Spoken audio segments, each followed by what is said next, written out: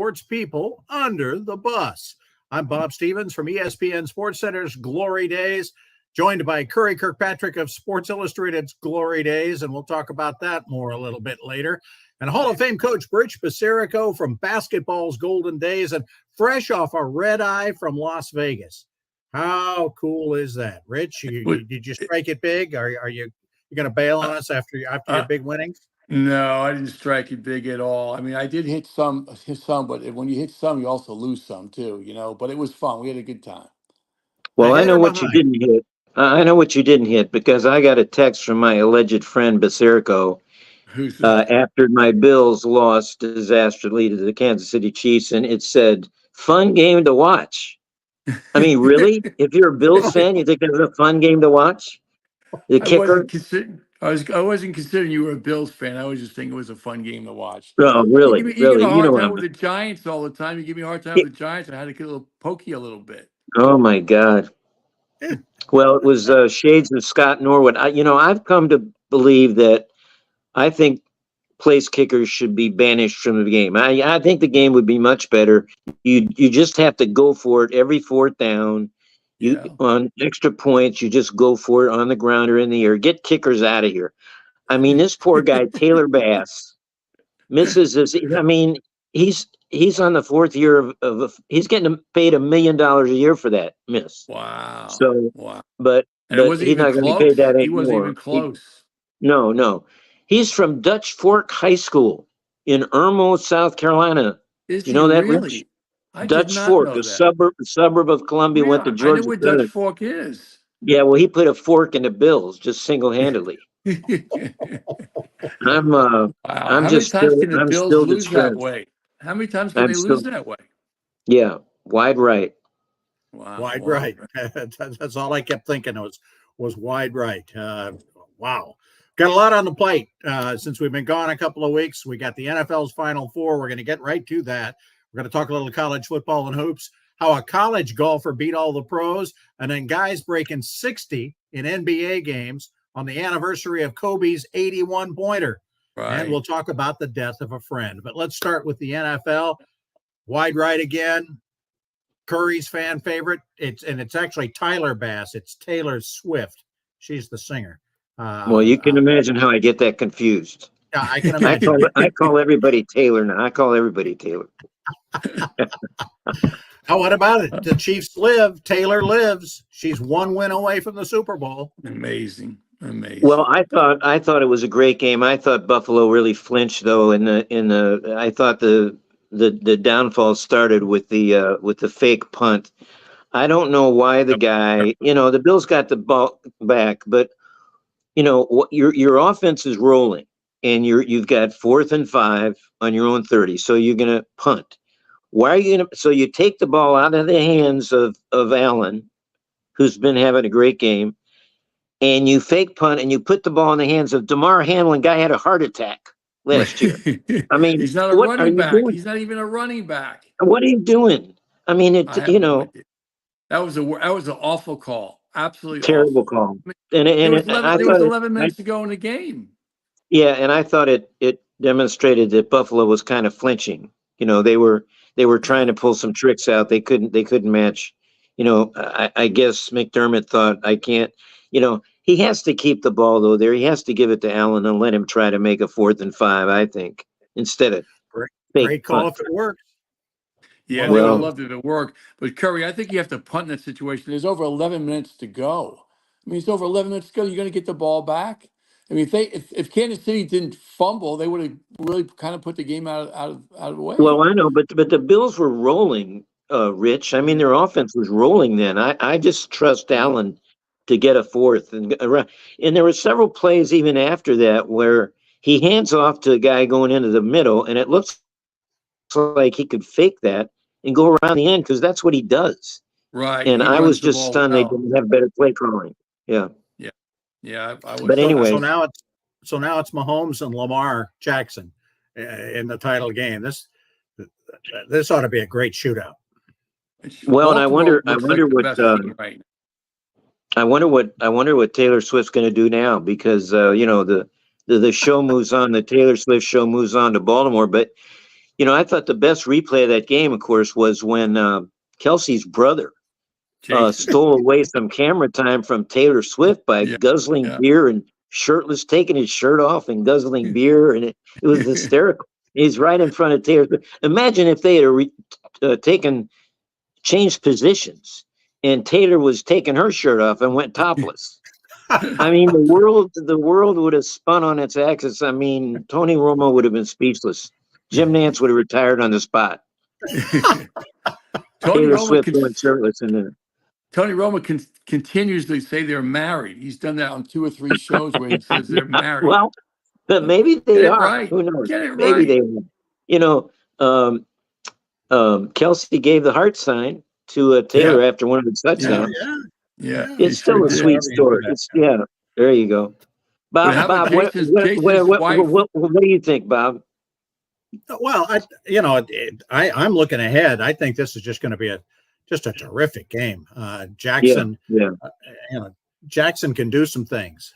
He's pretty good, and yet, boy, Mahomes an underdog in a playoff game. Yeah, I kind of like that. If I'm going to Vegas with Rich, I'm thinking that.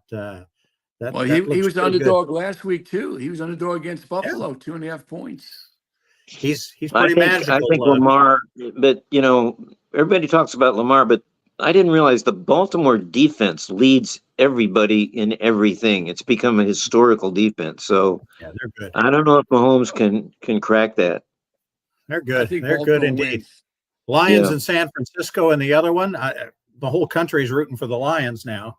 Yeah, sentimental. How can Detroit be a sentimental choice? But I guess they are. Well, Green Bay to me should be in there. That Green Bay should have beaten San Francisco. Should have beaten them. Should have beaten. Without a doubt, they didn't put the nail in the coffin. They had an opportunity to do it and didn't do it. Well, Love is the next superstar quarterback. Obviously, I mean he's just terrific. He threw that Brett Favre pass to end the game. Across his body, across the field. That was totally Brett Favre. And but I think he's going to be a superstar. He could be. And they've got a ton of great wide receivers. They do. Yeah. They sure do. Yeah. There's proof what you should start your quarterback. They kept Aaron Rodgers. They sat for 2 years, 3 years before he started. Loved the same thing, and it's worked. It's worked. All these other teams, once put Zach Wilson in right away, and some of these other guys, and it doesn't work. Yeah, let me sit for a year or two. Although speaking came out okay. Yeah, he's terrific. Also, he's terrific, but he was overwhelmed in that game. That's what I say about the Ravens defense. It's just spectacular. I mean, they're terrific. But speaking of Detroit, I think speaking of under the bus, I mean, we should throw under the bus everybody that thought that this Dan Campbell was just a freak in a circus act. I mean, they said it was 3 years to the day when he had that famous press conference, an introductory press conference, when he sounded like somebody out of the World Wrestling Federation. He said, we're going to bite your knees off, one of his famous lines. And he looked like a freak show. And everybody said, this isn't going to work. Who is this guy? I mean, and then Hard Knocks last summer kind of humanized him, made him pleasant and likable. And 3 years to the day, they're in the conference championship. It's kind of a great story. Here's one for all of us from that. Little quick trivia question for you. The Lions finally make it to the NFC Championship game. Only 2 of the NFC 16 teams have not been to the championship game since 2000, since the turn of the century. Right. Only 2. Who are the 2? Well, Detroit won. Well, Detroit, because Detroit won. It was 3. Okay. So not the Panthers. Not the Panthers, because Cam Newton took them, right? Yeah. Right. The only 2 are the Commanders, Washington Redskins, whatever, and a team called the Dallas Cowboys. Wow. Wow. Speaking of which, what is the deal? Yeah.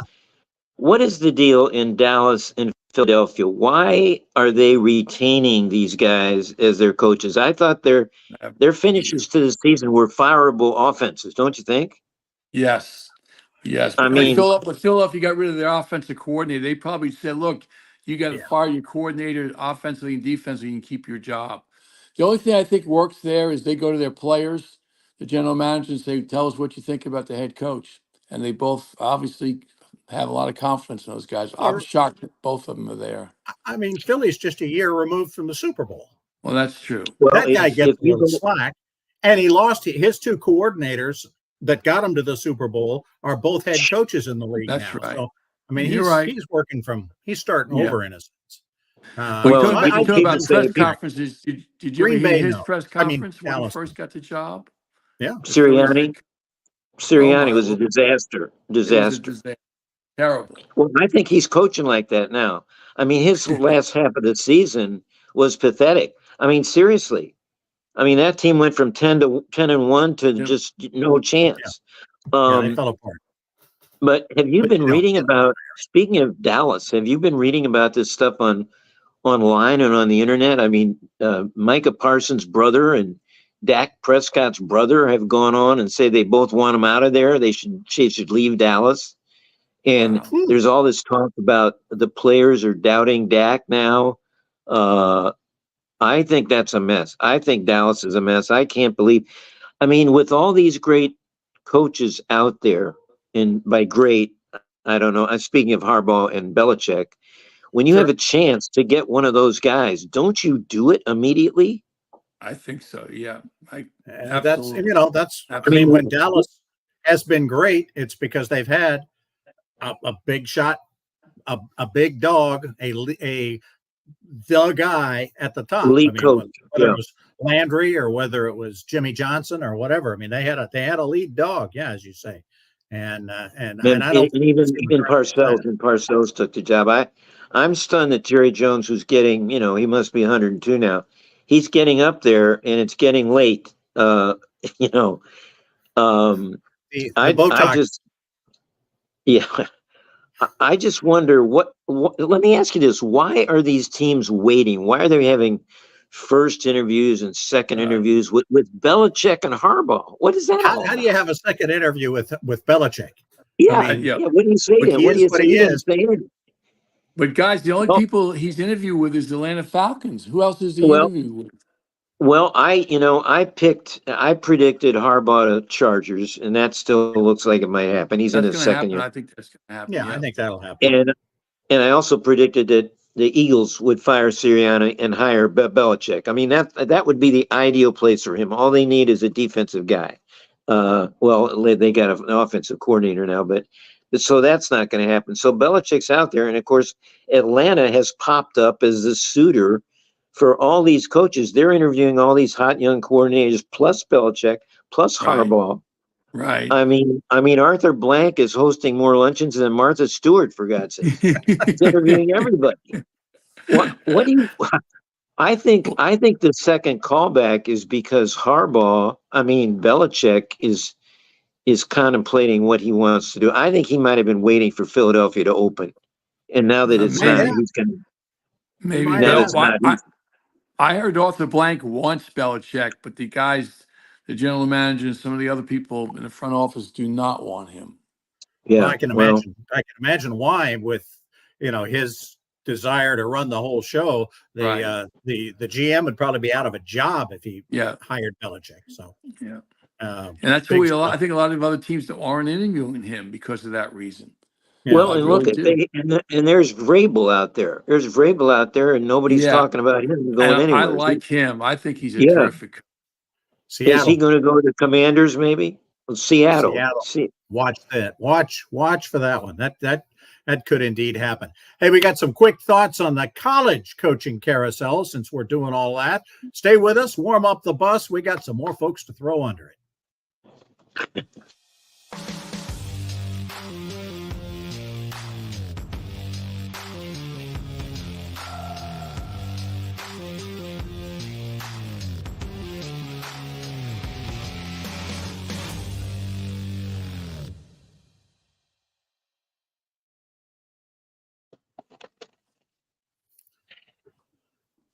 Hey, Justin.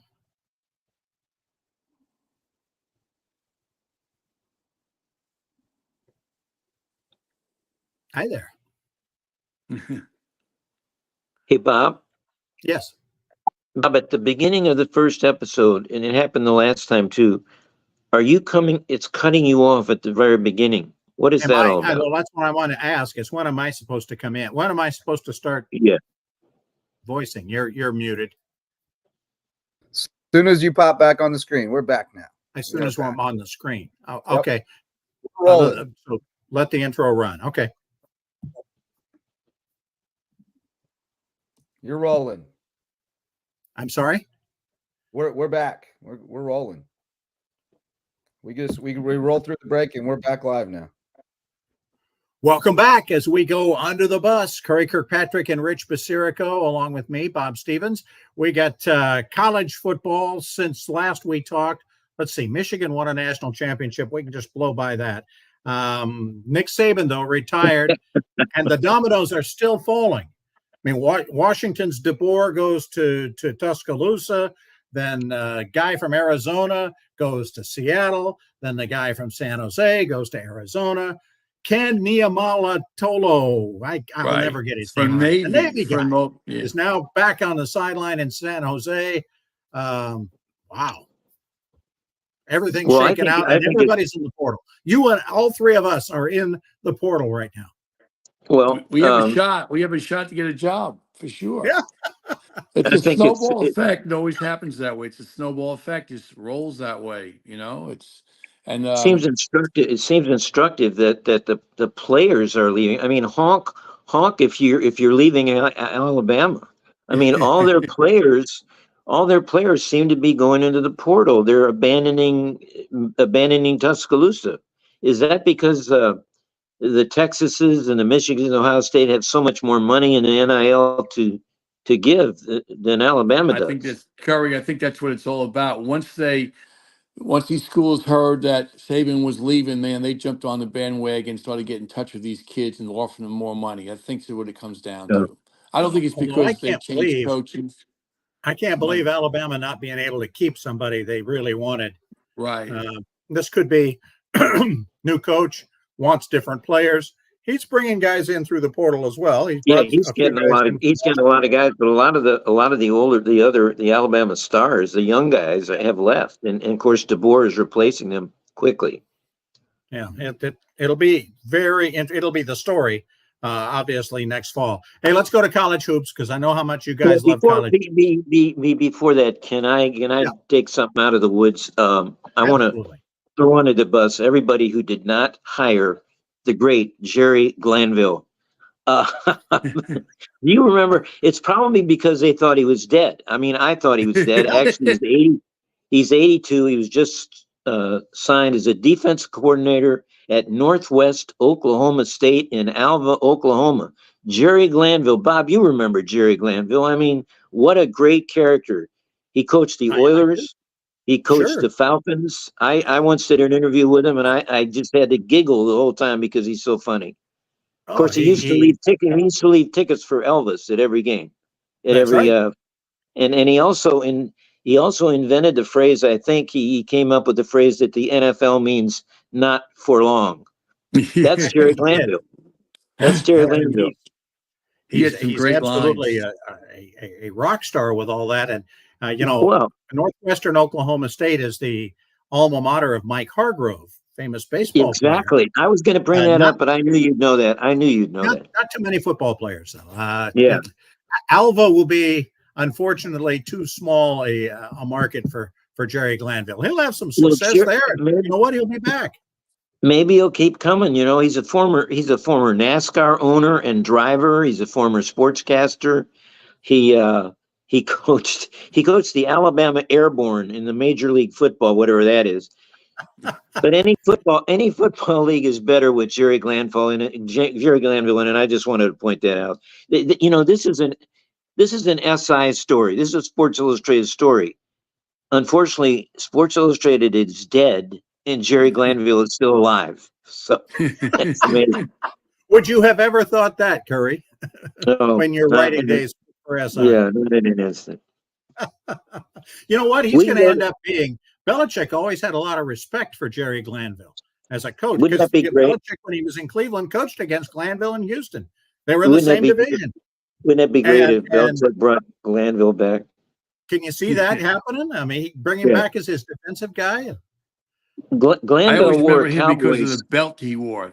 Remember the big belts he used to wear, the belt buckles? Yeah, and he also wore a cowboy hat before it was fashionable with Dion. He preceded Dion wearing that cowboy hat all the time. That's right. Did he wear the that? You guys are both talking Bum Phillips here, aren't you? Well, was he an assistant to Bum? I think maybe Probably, yeah.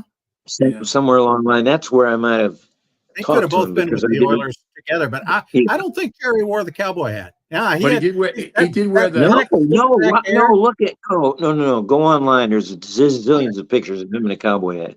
Yeah. and he wore cowboy boots. You remember cowboy boots Oh, and yeah, the big belt. yeah. The big belt. Yeah. Yeah. Well, you had to if you coached in Houston. You had to wear cowboy boots. And that's especially in the Astrodome because you know what they used that for besides baseball and football, and that was rodeos. Rodeos. He was a Well, we real can go to college cowboy. basketball now. We got time to college basketball. It's got to be a long the door for segment. college basketball, and you guys did not walk through it. Well, I went to Glenville. Go ahead, Rich. You start. Go, Rich. Well, You're under the bus. You want to throw Of course, you've been betting. You've been betting all week, so you're gonna. Well, Kansas was a big disappointment on Saturday. Holy Christmas! They were supposed to be one of the top 3 teams in the nation. They lose to West Virginia, who's 7-11. How do you do that? I mean, But then they won last night. But then Kansas came home and won last night. But they couldn't put Cincinnati away. I think they're one of the most overrated teams in the country. Well, I really do. I don't think they're going to win it. And they're not nearly as good as they've been. No, they're not nearly as good. They're not going to win the Big 12. No, not at all. And how about Curry's favorite team, Duke, beating Pittsburgh? What about 10 days ago by 22 Well, points? wait a minute. Let's talk about my favorite team, my real favorite team. Well, I was going to come to them later. They've won 8 in a row by double figures. R.J. Davis, I don't know if you saw him last night. He had 36 against Wake Forest. 36. Yeah, they were down 1.5. What? What did you say? I was saying North Carolina had a great cut. They were down 1.5 and had a great second half. They were terrific. You mean one at the half? You mean one at the half? No, they were down 1 point at half, and they ended up winning by over 20. Yeah, but Rich, I heard what you heard, Jerry. Rich, you're such a better. You said they were down 1.5. That's what you said. No, down 1 at half. Down 1 at half. I know. I saw the game. You were probably on a plane. No, they had a great second half. They were terrific. Yeah, RJ is first team All-America. There's no question about it. I think he and Zach Edey are clinches for first team All-American. There are 2 guys. There are a few other guys that I put on there. But speaking of the ACC, before we get to Duke, I want to get to, there's such a thing as class. And on the same day that North Carolina, same Saturday, they were winning, both North Carolina State and Duke lost at home. And NC State has a 6'2" guard. Their best player is named DJ Horn.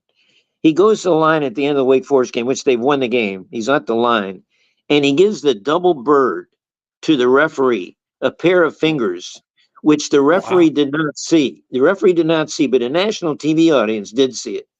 And it went crazy on the internet. The school said nothing. North Carolina State, whose athletic director is Boo Corrigan, who's the distinguished face of the college football playoffs. He's the athletic director. He said nothing. North Carolina State said nothing. Finally, after a few days, the conference reprimanded Horn for throwing the fingers at the referee. Speaking of fingers, though, now we move to Duke. And when Hinson, the Pittsburgh player, goes 7 for 7, right? And Pittsburgh upsets Duke, and Pittsburgh had lost to him by 22. Right. Like 10 days earlier, right? So they go into Cameron Indoor and beat him. Hinson gets up on the table and starts screaming at the Cameron Crazies. Did you see all the pictures of the fingers he got back? There's this great panoply online, if you look at it, of like 12 pictures of all the Duke fans giving him the finger, which is I don't want to keep going on this, but maybe I should. I've been watching this a long time. I don't remember any visiting player ever getting up on the table and giving it to the Crazies, although it should have happened a lot. I mean, of course, Dean Smith would never let any of the Tar Heels do that. But I am stunned that it's never happened before when I think of it. And people were going on and on about, oh, it's dangerous, something's going to happen, and because the crazies, that there was going to be a fight. There's not going to be a fight because the crazies, they're all pussies. They're not going to fight anybody. They were going to fight Ensign. And it reminded me of late 90s. UNC beat Duke in the ACC championship tournament game in Greensboro. And we had a player named Maktar Jai. And he was being hounded and kidded and yelled at the whole game by Mickey Krzyzewski, Mike's wife, which is no great surprise. So we beat him, and Maktar Jai got up on the table and started screaming at Mickey Krzyzewski. It was hysterical. That's the last time I remember somebody getting on the table. Well, I think that's a reflection of their coach from Pittsburgh. For him to think that he can get away with that, on the opposed, be one thing doing it at home is one thing, but doing it on the road like that, come on. So you didn't like that, Rich? You didn't like that? I did not. Come on. I did not Come like on. that at all. Well, their But how coach about is Jeff Duke? Capel. Jeff Capel played at Duke. I know he played at Duke. I So- know that. Yeah, absolutely. Yeah. Never So happened. what would Rich, to happen to you? one of your players if you'd go and grab one of your players if they did it, right? Absolutely. Absolutely. I would. Well, yeah. Grab him, That throw shouldn't him happen. off the table so you could get on it. Probably, yeah. The security guy brought him down, but Exactly. We did have I want actually. to. Go ahead. Let me get to John Shire though. So Okay. they lose to Pittsburgh at home. It's only their second loss that he's ever lost at home. And he goes all whiny and goes Dukish and goes all rat. And he apologizes for losing, and he says it was unacceptable. A loss is unacceptable. Rich, that's demeaning what the other team did. And That's true. it was unfortunately echoes of the rat himself, because those were his exact words after we retired him at Duke Indoor Stadium and beat him in his last game. That's He right. had to come out in his ceremony where he had all his players around him. He had to come out in the ceremony, and he apologized for losing. And he said, "This is unacceptable. This is our 100-year rivalry with his great rivalry, the greatest rivalry in sports." He apologizes for losing to Carolina. Come on, rat. No, I mean, there were you're right. t-shirts. There were t-shirts all over Chapel Hill the next week, having the score of the game and the word acceptable. And now That's great. Shire. I mean, this alarmingly sounds like a baby rat. I mean, It does I sound think like. Duke's got to retire that word. They got to retire that word unacceptable. Come on. Well, he should be giving credit to Pittsburgh. I mean, Pittsburgh, he beat him on the road by 22, and they come home and lose at home. And Pittsburgh is not very good. I know you guys have watched them play this year. They're not a very good college basketball team. At best, they're average. Duke has no business losing to them. But how about give Well, some Rich, credit to that's my Pittsburgh? point. That's my point. You can't Give them credit. apologize. Yeah, give You them can't credit. apologize. Yeah, acceptable. Unacceptable.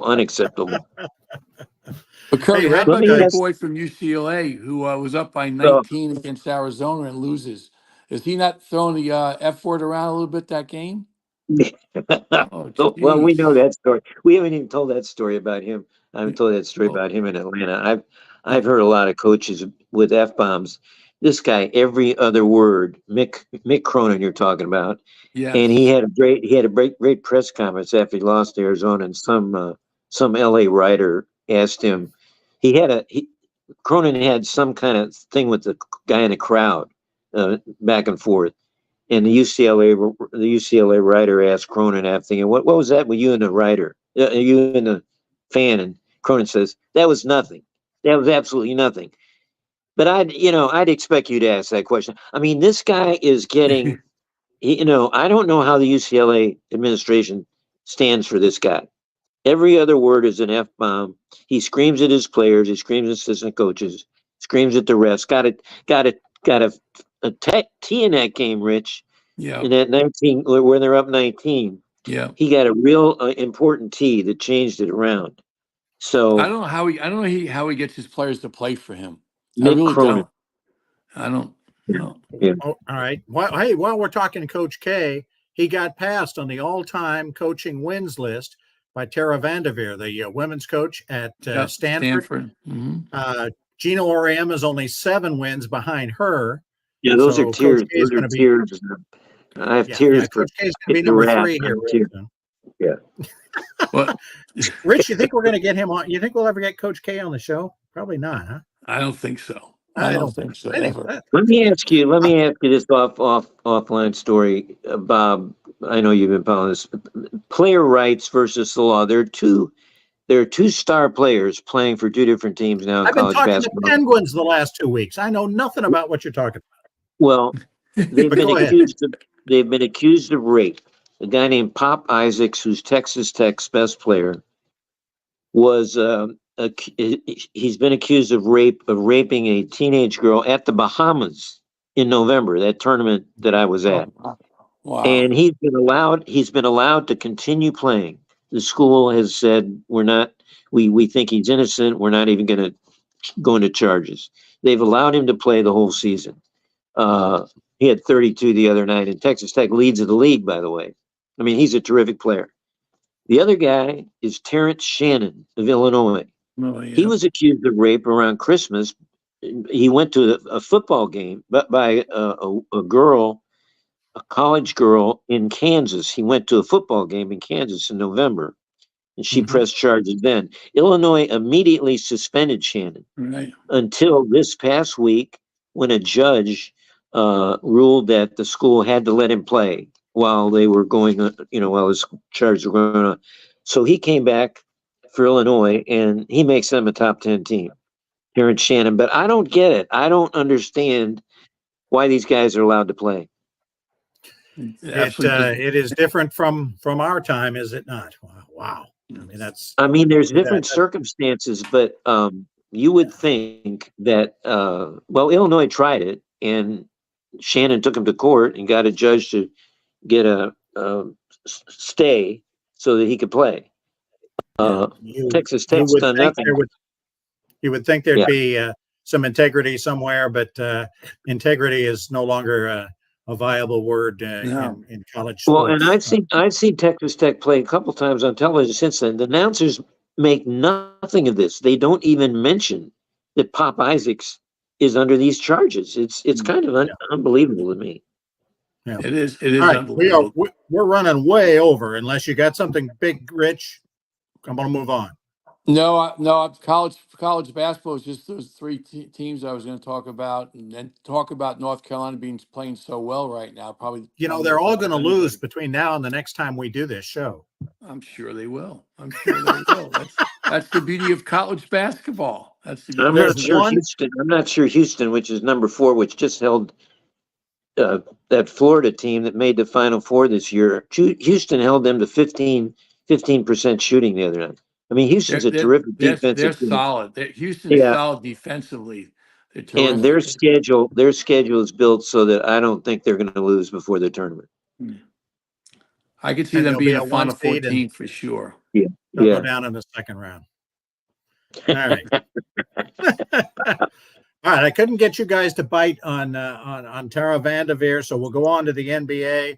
And we'll do that right after we come back. Wait a minute. Well, you want to talk about Caitlin Clark? You want to talk about women's basketball? Well, we should have. Yes. In fact, I was going to talk about that after you were talking about incidents happening at the end of games. Run over by a fan. Yeah. We got a whole other segment to do. We're already out of time for 3 seconds. Next episode, or you want to do that now? We'll do Caitlin Clark when we come back. Okay. All right.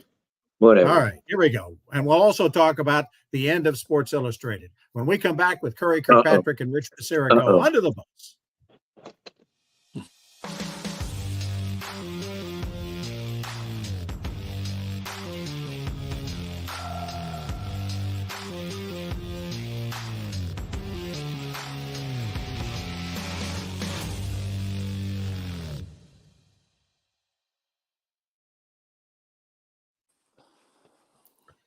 We are back. Let's go with Curry Kirkpatrick and his thoughts on Caitlin Clark and what happened after they get upset. A home crowd at Ohio State storms the floor, and she almost gets run over. Well, I've got a different take on it that you're not going to like. I do too. I think she ran into the girl.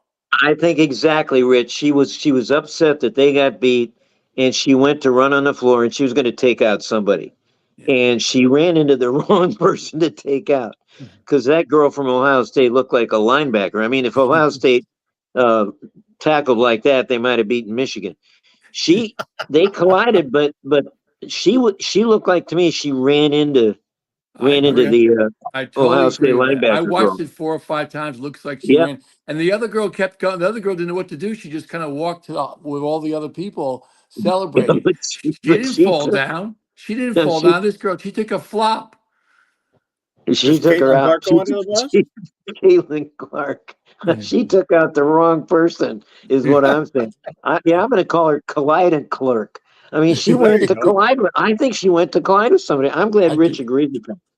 I agree with I you think 100%. you know what would have been great. Remember when Angel Reese in the NCAA finals gave the ring finger to Right. Caitlin? This pounder from Ohio State should have given the muscle gesture to Clark at the end.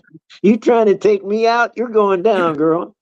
But that girl was like, she wasn't even. She just kind of walked away. She didn't even look to help her up or I anything. But know, I I know. think It was Clark great. intentionally ran into her. I really do. It was great. It Yeah. was great. So. Yeah, I mean, she's a great, she's one of the great female players of Oh, all she's time. terrific. Yeah. She's a little nasty. She's a little nasty Yeah. on the Yeah. court and off the court. Yeah. Yeah. Her range on shooting the three is amazing. How far Oh, she can shoot it it's from. ridiculous. It's I can't crazy. wait till they play LSU again, though. Yeah. And she tried Any something with Angel Reese. female Larry Bird she comes with They a should hire that little Ohio attitude. State girl. They should hire that Ohio State girl to just go after every game. Put her down. Well, listen. But I do want to talk about Sports Illustrated. We mentioned this a few weeks ago when they laid off everybody. I think this has been coming for years. They've had change of management, change of ownership 3 or 4 times in the last 10 years, and now it's just a battle of rich guys sold it to another rich guy, and then he couldn't make payroll. It's very sad. A lot of my friends texted me this week about it, and you guys, we talked about when we were all kids, we run to the mailbox to get SI every week, and of Yep. course it hasn't been a Review. weekly. Well, thank you, but it hasn't been a weekly for several years. It's been a monthly, but it's almost like going and seeing your old house uh, being wrecked and another house built on top of it, or your old school torn down and there's a new school going up, which happened to me twice. And those two different things happened to me. So when SI goes down like this, it's kind of like that. I kind of have emotions, but I knew this was coming. Yeah. Yeah. What about you guys? Well, once they went to monthly, I thought it might come sooner than later. It is sad because, like you said, Bob, so we used to run to the mailbox to get our Sports Illustrated. Not to have that anymore I'm wondering, Curry, do you think somebody else would come up and pick up some Well, kind of not Sports Illustrated, but start a new magazine with the same concept as Sports Illustrated had? Or do you think it's done because of how we do things in media now? from what I read, they're looking for new ownership still now. I mean, it's Okay. day to day. Some of the staffers are still putting stuff out on the website. And I know Pat Forty, a good friend of mine who's a writer at the magazine, um, I talked to Tony Kornheiser last week, and he had talked to Forty, who's a good friend of his, and Pat had not. That was on Friday when they announced it was folding, and when they Right. announced everybody, and Pat had not gotten his notice at that point. That was Oh, Friday wow. afternoon. Wow. So this is Monday. I don't know what happened over the weekend, but I read that they are trying to find somebody with deep pockets to revive it and resuscitate it. And in the meantime, these people are still putting out product. So I don't Yeah. know. It's kind of I sad. think it's going to be awfully hard because of what we're doing right now. The ability Yeah, to yeah, analyze stuff immediately, where the pictures, to me, the pictures in the end, despite your great writing, Curry, in the end, that single shot on the cover or on the inside page. I mean, I've been TV all my life, but you still couldn't beat, as good as TV video is, you still couldn't beat that single shot that Sports Illustrated always got of whatever the event was. That was the magical moment that then the article and everything else, supplemented that. But Sports Illustrated, the illustrated was the key word. And those, I mean, we can all remember 100 different SI covers, and they were all, they were almost all so amazing. Well, we had the best photographers going, and I mean, they became stars in their own right. I mean, Neil Leifer and Walter Yost. Walter would shoot the swimming suit issue every year, but they were spectacular, big game, big event photographers, and I would always talk to them. What was their process? Where did they want to go? Where did they want to get the shot? And they all had plans. These two guys were, I mean, they were superstars in the profession, and they all had a plan going into a big game. I mean, their big game shots were amazing, as you say. And yeah, the photos made the magazine. I mean, the writers were just going along for the ride. Well, Curry, who made the decision of what photo was going on the front cover? Was that by a committee, or? We would have a group of editors, and sometimes the writers were in on it. I was sometimes in on it. It was a story I did, but the managing editor was a very strong guy from. His name was Andre Laguerre. He was a Frenchman who Henry Luce had hired from Paris. He was de Gaulle's press secretary, Andre Laguerre. Wow. And they hired him to come save the magazine, and he did. He started hiring all these great editors and writers, and Andre Laguerre was a really tough guy, and he made the decision. I mean, if four of the other sub-editors wanted picture B and Andre wanted picture A was going on the cover. I mean, it was not a democracy. So that's a good question, Rich, but that's the way it worked. Okay, very good. Favorite cover? Yeah. Sorry? Ooh, wow. Favorite cover? That's a hard Favorite? one. Well, one that just hits you and says, "Wow." I don't know. remember the You one told when the story about Notre Dame Notre Dame beat UCLA and broke their streak. I remember that cover. Well, with Walton above, yeah. Well, there was some sensational covers. Really I don't know, Super Bowl covers, horse racing, the Kentucky Derby, stuff like that. Yeah, and you're right, Bob. We always got the shot. I mean, it was amazing. Well, I'll still never forget. And you actually wrote an article in that issue when the U.S. Hockey team won in 1980, and everybody, the pandemonium shot that was on the cover. You wrote the story on Tulsa that was inside that edition. Probably the most kept edition or read edition ever, and nobody remembers that you wrote a story in it. But it was Tulsa. Yeah, you wrote your Tulsa basketball. Yeah, now story. Yeah. Your first Nolan story. Yeah. Anyway, well, thank you. Thank you. Good stuff. Well, all getting back, time for one more thing. Getting back to college basketball.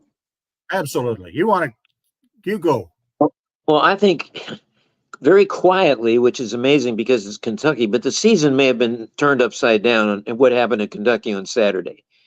They had this guy sitting out from Croatia, Zvonimir Ivicevic. He's 7'2", and they've been waiting for him to get eligible. Saturday afternoon, he came into Calipari's office, and Cal said, "Guess what? You're eligible." And they started crying and jumping around. He got in the game. 15 minutes later, he had 11 points in under 3 minutes. A couple of threes, behind the back assists, blocks, rebounds. The crowd blew the roof off of Rupp Auditorium. I mean, Kentucky isn't good enough already. This kid, and the radio voice of the Cats, guy named Tom Leach. Bob, you probably know him. Quarter century radio voice. Yeah. He said it was the loudest ever he'd heard in Rupp. And Wow. he said we all thought that they already call him Big Z. He said we thought Z would play a little, and everybody'd go away happy. Instead, he turned into Wembanyama. I mean, Rich, you got to watch. Cliff, I know I'll watch them you're this weekend. Well, tonight they play South Carolina. I'll watch it tonight. exactly. I mean, he's must see TV. If he's as good as he looks like, Yeah. Kentucky's they're gonna have a hard time beating him. I know you don't like Cal giving him freelance all the time. All these guys go around throwing the ball up. But Rich, Kentucky's got Reed Shepherd, who I think is the best passer, maybe the best shooter in the country. He doesn't even start. He puts him in to settle everybody down. He's got, Antonio Reeves is chasing the SEC scoring record. His backup is that guy Rob Dillingham, who's electric, who's going to be a lottery pick. That's how good Kentucky is. I mean, they're good. They're good. And now they add this guy. And I know you think they're scatterbrained and they're going to get in trouble in the tournament, but Rich, somebody's going to have to outscore them.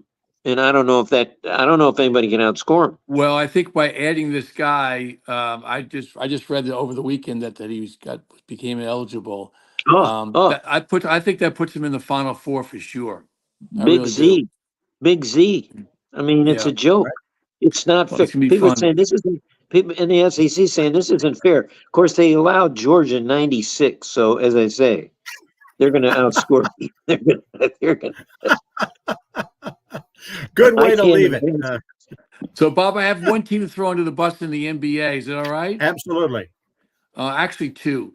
The Clippers Nets. And this is a regular game. The Nets are up, and the Clippers outscored 22-0. 22-0. Leonard scored 14 points in 5 minutes.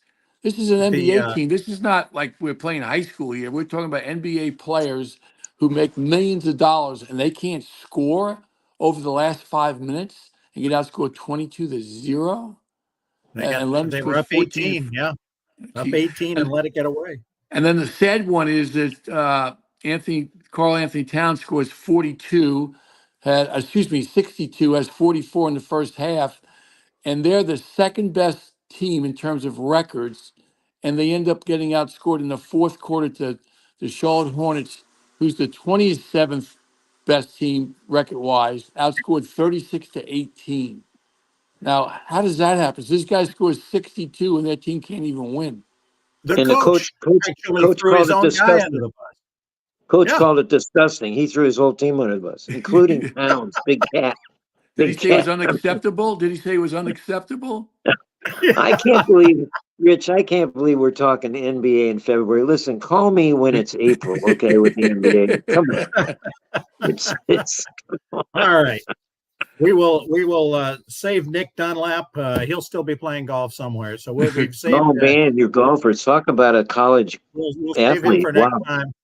A 35-minute podcast has gone 49 minutes, so we're probably about done. We want to thank our producer, Justin Jarrett, for finding us some extra room in the inner space for that. For Rich Basirico and Curry Kirkpatrick, we'll be back next week. Thanks for joining us. Onto the bus. Thanks, guys.